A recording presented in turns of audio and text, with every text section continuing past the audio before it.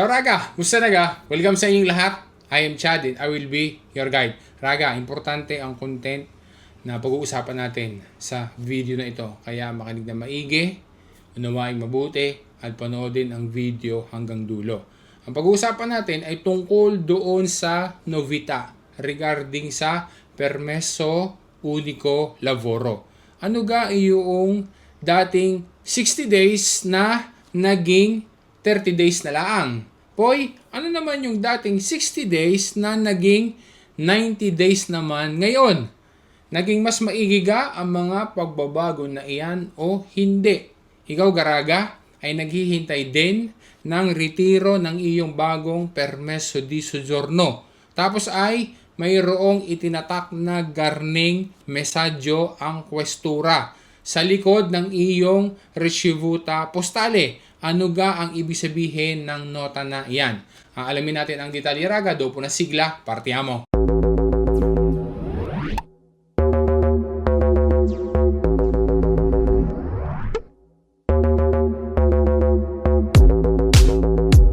Ang tungkol sa Permesso Unico Lavoro, yan yung isang tipo ng Permesso di Soggiorno, yan ay na-explain na natin doon sa isang previous vlog. Ngayon, mayroong mga bagong patakaran na umiiral patungkol sa Permesso Unico Lavoro. Simula noong May 22, 2026, officially ay umiiral na ang bagong regule regarding sa Permesso Unico Lavoro.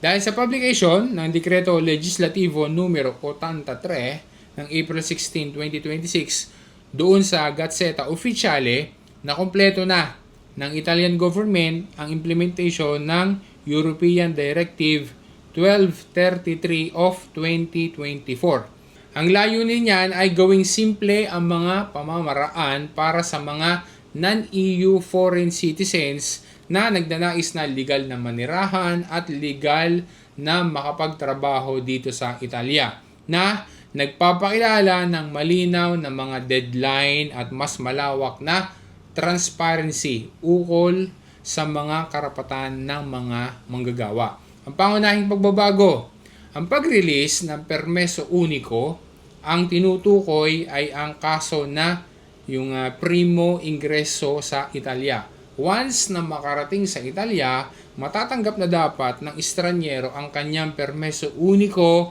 Lavoro mula sa kwestura sa loob ng 30 days once completed na ang kanyang application. Naging mas pabor iyan sa estranyero dahil mas mabilis ang inaasahang processing time, dahil mula doon sa dating 60 days ay naging 30 days na laang. Para naman sa mga magre-renew ng kanilang Permesso di Soggiorno, maging yung mga ordinary na Permesso di Soggiorno, meaning yung nagkaroon na sila ng Permesso di Soggiorno dahil kaya nga for renewal. Kaya no need na ng nulla osta. Nagkaroon din para sa kanila ng improvement dahil mula doon sa dating 60 days, ngayon ay naging 90 days na.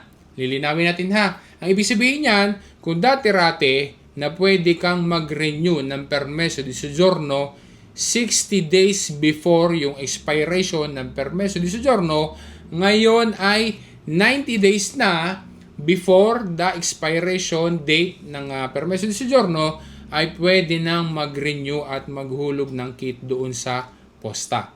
Kaya mas maaga nang pwede yang gagawin. Dahil diyan ay mas maaga ka nang makakapag-renew ng Permesso di Soggiorno at magkakaroon ng sapat na panahon sa pagpaprocess ng importanteng dokumento na iyan. Ang tanong lang ay, maipapatupad kaya agad iyan ng mga kwesture?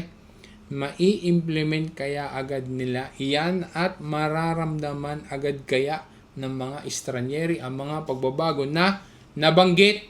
Kasi kagaya na ring inilabas na Circulare 400/B ng 2024 na kung saan ay naka-indicate na sa ricevuta postale ang iskadensa na 9 months ng ricevuta na galing sa posta pagkahulog ng kit. Ang purpose niyan ay para sundin ang timeline na sa loob ng maximum 9 months dapat ma-release ang permesso di soggiorno. Pero alam naman natin na hindi iyan nasusunod. Generally, hindi yan nasusunod dahil hanggang sa ngayon ay sandamakmak pa din ng mga estranyeri na lampas na o iskaduto na yung 9 months na naka-indicate doon sa Ricevuta Postale pero hindi pa rin nare-retiro ang kanilang bagong permesso di soggiorno. Maitanong ko lang Raga, ikaw ga ay naghihintay din na maretiro ang iyong nirenew na permesso di soggiorno? Baka until now ay naghihintay ka pa din, poy, after na ikaw ay makapagtimbro sa kwestura, ay nilagyan nila ng garning message ang likod ng iyong Ricevuta Postale. Kailangan na tingnan mo kasi baka meron, baka hindi mo napapansin. Ang example na yan ay galing sa isang kapwa natin Pinoy. After niyang magtimbro sa kwestura sa Roma, ay tinatakan ng ganyang message ang likod ng kanyang Ricevuta Postale. Ang ibig sabihin ng message na iyan ay pinoproroga o ini-extend nila ang iskadensa ng Ricevuta Postale mula doon sa 9 months na nakalagay. So, ini-extend nila hanggang sa matapos ang processing at alafin ay maretiro ang bagong permesso di soggiorno. Yan ang isang katunayan na hindi nasusunod yung 9 months kasi ini-extend din lang pala nila. Ikaw Garaga, kahit ikaw ay taga Roma o kaya naman ay hindi ka taga Roma, nilagyan din ba ng kwestura ng message ang likod ng iyong Ricevuta Postale after na ikaw ay makapagtimbro doon? Sana makapag-comment ka kung oo o hindi at saka kung anong kwestura dito sa Italia ang nakakasakop sa iyo para sa kabatiran ng iba. Okay?